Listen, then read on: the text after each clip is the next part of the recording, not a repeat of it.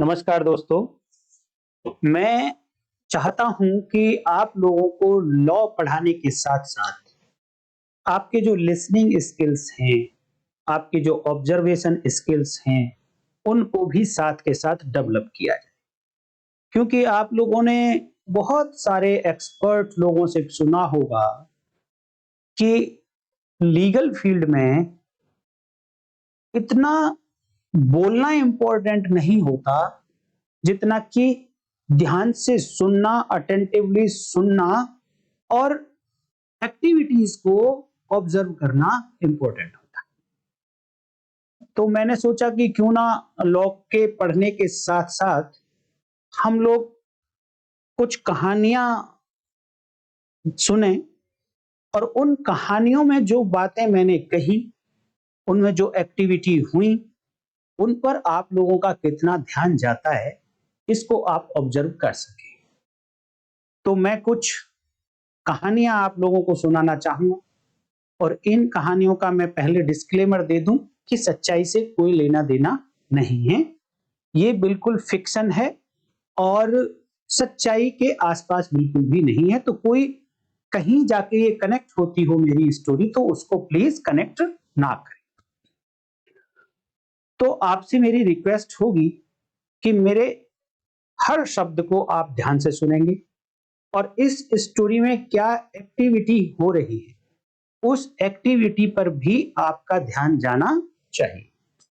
क्योंकि स्टोरी मैं आपको शब्दों में सुनाऊँगा, तो शब्दों में ही एक्टिविटी बताऊँगा, तो आपको ध्यान रखना है कि क्या बोला गया, उसमें क्या स्टेटमेंट है, उसमें क्या कोई एक्टिविटी है, उसमें कोई डिसीजन लिया गया है, इन सब बातों को आप ध्यान रखेंगे और स्टोरी के लास्ट में मैं आप लोगों से कुछ क्वेश्चंस पूछूँगा, उनके कमेंट्स करके आप लोगों को जवाब देना है। तो मैं शुरू करता हूँ आज की पहली कहानी। एक सुजाना नाम की लड़की है इज़राइल की। बहुत सुंदर लड़की है और सुंदर होने के साथ-साथ इसके माता-पिता ने जब इसका पालन-पोषण किया, तो इसको गॉड फियरिंग बनाया। ऐसा बनाया कि गॉड पे इसको विश्वास है और इसे ये भी विश्वास है कि अगर इसने कुछ गलत किया, तो वो पाप होगा, वो सिन कहलाएगा और भगवान इसकी उसको सजा देगा, गॉड इसकी उसको सजा देगा। इस तरीके से उन्होंने अपनी बेटी सुजाना को पाल-पोस कर बड़ा किया। अब जब ये लड़की बड़ी हो जाती है, शादी योग्य हो जाती है, तो इसके माता-पिता इसकी एक बड़े ही अमीर परिवार में शादी कर देते हैं। और जब अमीर परिवार में इसकी शादी हो जाती है, तो अब ये अपनी ससुराल में रहने लगती है। उस ससुराल में जो इसका घर है, इस घर के पास एक पार्क है, काफी बड़ा पार्क है और ये इसके हस्बैंड का है, इसके पति का ही पार्क है। और जब इसके पति काम पर चले जाते हैं, जब इसके घर में सब काम पूरा हो जाता है, तो दिन में ये इस पार्क में टहलने चली जाती है। और इसका पति इतना धनवान है कि इसके घर में मेड भी हैं, नौकर भी हैं और काफी बड़ा लंबा-चौड़ा घर है। इस पार्क में यहाँ इस शहर के जो लोग हैं, बुजुर्ग लोग और जिनके पास टाइम होता है, वो सब यहाँ पर इकट्ठे होते हैं दिन में और यहाँ पर वो अपना बातचीत करते रहते हैं। हर बात को, हर लाइन को, हर सेंटेंस को आपने ध्यान से सुनना है कि क्या बोला गया है। तो यहाँ इस शहर के लोगों ने जब इस पार्क में आके सब लोग बैठते हैं, तो ये बहुत पुरानी बात है दोस्तों, काफी पुरानी बात है। तो सभी लोगों ने यहाँ पर 2 बुजुर्ग 70-70 साल के 2 बुजुर्ग मेल पर्सन्स को इन्होंने इस शहर के लिए जितने भी लड़ाई झगड़े और डिस्प्यूट होंगे, उन सबको सुलझाने के लिए ये 2 पर्सन हैं, पर्सन ए एंड बी, इन दोनों को यहाँ पर जज इन्होंने बना दिया। जज बना दिया कि आप जज होंगे और आप हमारी समस्याओं का निपटारा करेंगे। अब जब यहाँ पर सब लोग बैठते थे, आते थे, बातें करते थे, तो छोटी-छोटी समस्याएँ जो भी रहती थी, तो जजेस को बताया जाता था और वो जजेस इसका निपटारा करते थे। जब यहाँ से सब लोग चले जाते थे, जब ये पार्क खाली हो जाता था दिन में, तब ये सुजाना अपने पति के पार्क में यहाँ टहलने चली जाया करती थी। लेकिन ये जो 2 जजेस बनाए गए, ये फिक्शन है, कोई एग्जैक्ट बात नहीं है। मैं आपको आपकी learning skills, listening skills, observation skills develop करने के लिए ये स्टोरी सुना रहा हूं। तो ये दोनों जजेस 70-70 साल के होने के बावजूद भी ये देखते थे सुजाना को पार्क में टहलते हुए। तो 70 साल में भी इनका जो लस्ट था वो जाग गया, क्योंकि सुंदर बहुत थी सुजाना। जब उसको टहलते हुए देखते थे तो इन दोनों का लस्ट जाग गया। अब दोनों इस पार्क में चले जाया करते थे सुजाना को देखने के लिए, सुजाना से मिलने के लिए, और पेड़ों के पीछे, पार्क में पेड़ों के पीछे छिप जाया करते थे। लेकिन हर समय सुजाना के साथ में उसकी मेड हुआ करती थी। खूब कोशिश की इन्होंने कि सुजाना हमको किसी दिन अकेली मिल जाए, सुजाना हमको किसी दिन अकेली मिल जाए, लेकिन वो कभी अकेली इनको मिली नहीं। और दिन पे दिन इनका लस्ट, इनके जो मन की भावनाएं थी सुजाना के प्रति, वो बढ़ती चली गई। अब एक दिन क्या हुआ कि सुजाना जब इस पार्क में अपनी मेड्स के साथ में घूम रही थी, तो सुजाना ने अपनी मेड्स को बोला कि तुम जाकर तेल ले आओ, उबटन ले आओ, मैं यहां पर नहाऊंगी, और मैं नहाना शुरू कर देती हूं, तो तुम पार्क का गेट बंद करके चले जाना, कोई आ ना जाए इसके अंदर। और गेट के बाहर संतरी हुआ करते थे, इसके पति के नौकर हुआ करते थे, वो वहां पर रहते ही थे। अब जैसे ही मेड बाहर गई और उन्होंने गेट लगाया, पार्क का गेट बंद किया, सुजाना ने अपना नहाना शुरू किया, जो वस्त्र अपने उतारे, आवश्यक वस्त्र उसने उतारने के बाद जब नहाना शुरू किया, तो ये दोनों बुजुर्गों को मौका मिल गया कि अब इस समय पार्क में कोई नहीं है, तो दोनों खड़े हुए स्पीड से और भागकर सुजाना के पास पहुंच गए। अब सुजाना को इन्होंने कहा कि देखिए पार्क के गेट बंद हैं, पार्क में कोई नहीं है, हमने देख लिया है, तुम्हारी मेड बाहर चली गई। अब या तो तुम अपने आप को हमारे हवाले कर दो, नहीं तो फिर हम कल तुम्हारे ऊपर ये आरोप लगाकर कि तुम किसी दूसरे व्यक्ति के साथ में यहां पर पार्क में थी, हम ये शोर मचा देंगे और तुमको फिर कल इस अपराध के लिए दंड दिया जाएगा, और वो मृत्यु दंड भी हो सकता है। तो तुम्हारे पास अब एक ही ऑप्शन है कि अब अपने आप को हमारे हवाले कर दो। तो सुजाना ने थोड़ी देर के लिए सोचा, और उसको उसके माता पिता ने जो समझाया था उस पर उसका ध्यान गया। तो उसने सोचा कि अगर मैं किसी दूसरे व्यक्ति के साथ संबंध बनाती हूं अपने पति के अलग, तो गॉड फियरिंग होने के नाते उसके मन में ये आया कि मुझे पाप लगेगा, और दूसरी तरफ ये आता है कि अगर मैंने इन लोगों के साथ संबंध नहीं बनाए तो कल को मुझे मृत्यु दंड मिलेगा।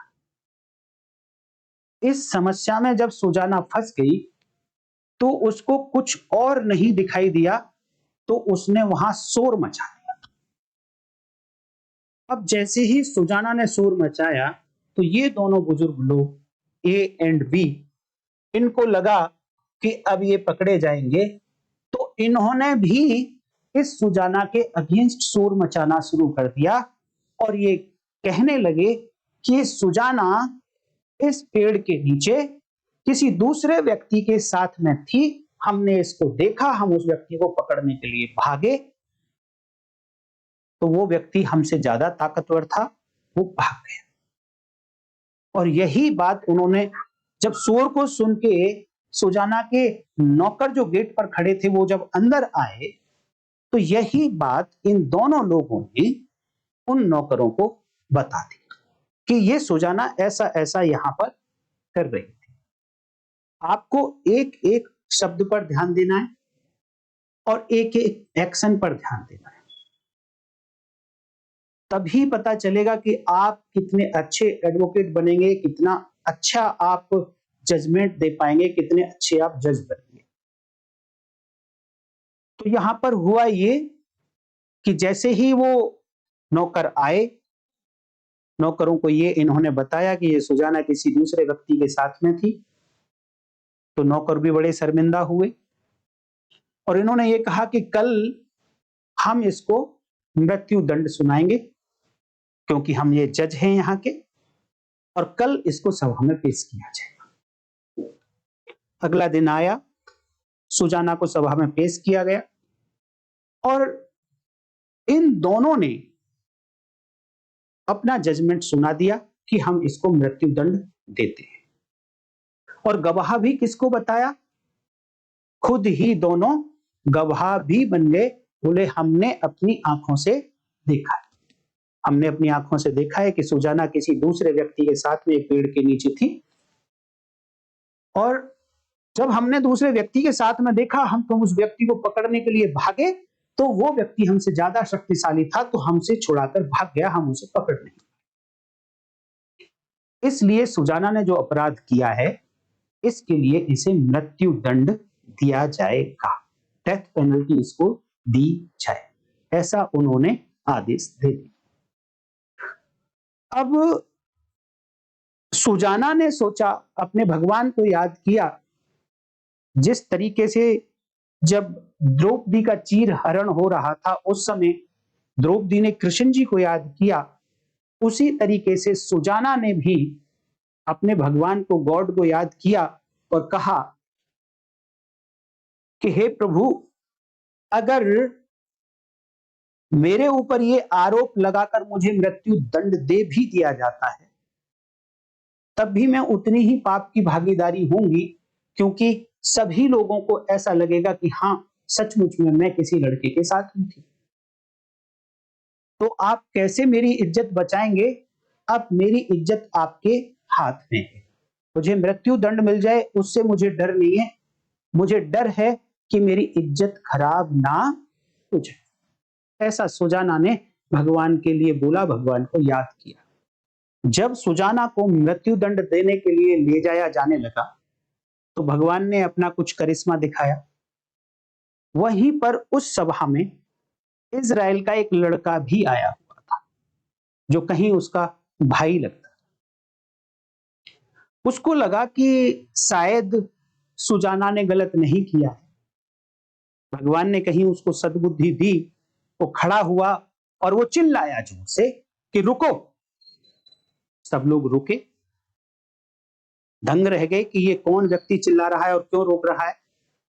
सब लोगों ने पूछा क्या हुआ, तो उसने कहा कि मुझे लगता है कि एक निर्दोष को सजा दी जा रही है, एक इनोसेंट को पनिशमेंट दी जा रही है। तो उन्होंने पूछा ऐसा तुम क्यों कह सकते हो? तो उन्होंने कहा कि देखिए, बिना जांच पड़ताल किए सजा दी जा रही है, कोई भी जांच पड़ताल नहीं हुई है और बिना जांच पड़ताल के सजा दी जा रही है, जो गलत है। बिल्कुल जांच पड़ताल होनी चाहिए, फिर उसके बाद चाहे इसको आप मृत्यु दंड दे दीजिए, तब कोई दिक्कत नहीं। तो वहां पर जो सभी लोग थे उन्होंने कहा कि यस, बात तो ठीक है। तो उन्होंने कहा कि ठीक है, आप ही करिए जांच पड़ताल। उस लड़के का नाम था डेनियल। डेनियल को बोल दिया गया ठीक है, आप ही जांच पड़ताल कर लीजिए। तो उसने, डेनियल ने कहा कि यहां पर दो विटनेस हैं जो जज भी हैं, तो मैं इन दोनों से कुछ क्वेश्चन पूछना चाहता हूं। सभी ने कहा ठीक है, आप पूछ लीजिए। जजेस ने भी कहा ठीक है, आप पूछ लीजिए। तो डेनियल ने कहा कि ऐसे नहीं पूछूंगा, आप पहले एक व्यक्ति को आप दूर भेज दीजिए, बाहर भेज दीजिए यहां से, मैं अकेले में उससे क्वेश्चन पूछूंगा, लेकिन आप सब लोगों के सामने पूछूंगा। दोनों जजेज में से एक जज को बाहर भेज दिया गया और पहले जज से डेनियल ने क्वेश्चन किया कि आपने कहा कि सुजाना को आपने किसी दूसरे लड़के के साथ एक पेड़ के नीचे देखा। कह रहे हाँ बिल्कुल हमने कहा। तो डेनियल बोलता है कि अब मेरा आपसे क्वेश्चन ये है कि क्या आप बताएंगे कि जिस पेड़ के नीचे आपने ऐसा देखा वो पेड़ क्या था? तो इन्होंने बताया कि वो पेड़ पीपल का था। पीपल के पेड़ के नीचे ये लोग थे। तो उन्होंने कहा ठीक है जी, मेरा जांच पड़ताल इनसे पूरी हो गई है। अब मैं जो दूसरे जजेस साहब हैं उनसे जांच पड़ताल करना चाहता हूं। इनको बाहर नहीं किया गया, बल्कि इन्हीं के सामने दूसरे जज साहब को भी बुलाया गया और उनसे भी सेम क्वेश्चन डेनियल ने किया कि ये तो बात ठीक है ना कि आपने कहा है कि जब ये किसी और लड़के के साथ में थी सुजाना तो एक पेड़ के नीचे थे ये दोनों लोग? हाँ बिल्कुल ठीक बात है। तो क्या आप बताएंगे? डेनियल ने पूछा, तो क्या आप बताएंगे कि वो पेड़ कौन सा पेड़ था? तो दूसरे जज साहब कहते हैं कि ये पेड़ बरगद का पेड़ था। जैसे ही दोनों के जवाब पब्लिक ने सुने तो पब्लिक चिल्लाई, पब्लिक में गुस्सा आया, रोष था और डेनियल को उन्होंने शाबाशी दी क्योंकि इन दोनों जजेस का झूठ पकड़ा गया। अब सुजाना से पूछा गया कि क्या हुआ था। तब सुजाना ने बताई सारी बातें। तो अब यहां पर पब्लिक ने फैसला दिया कि जो सजा सुजाना को सुनाई गई थी वही सजा इन दोनों लोगों को दी जाए, एक निर्दोष को षड्यंत्र रचकर झूठे आरोप में सजा। तो मृत्युदंड की सजा सुजाना को दी जा रही थी, तो अब इन दोनों लोगों को भी मृत्युदंड की सजा सुनाई। ये स्टोरी यहां पर दोस्तों पूरी हो जाती है। मैं आप लोगों से रिक्वेस्ट ये करूंगा कि चाहे आप स्टोरी को दूसरी बार सुन लो, लेकिन आपकी कंसंट्रेशन, आपकी अटेंशन शब्दों पर होनी चाहिए। शब्दों में बोले गए एक्शन पर होनी चाहिए, शब्दों में दिखाए गए दृश्य पर होनी चाहिए। तब आप इसमें से मुझे कमेंट करके बताइए कि आपको यहां क्या क्या लॉ देखने को मिले, लॉ की कौन कौन सी एप्लीकेशंस आपको यहां देखने को मिली इस कहानी में। तो आज की इस कहानी को मैं यहीं विराम दूंगा। एक दूसरी कहानी के साथ फिर एक दो दिन के बाद मैं आपके सामने अपीयर हूंगा।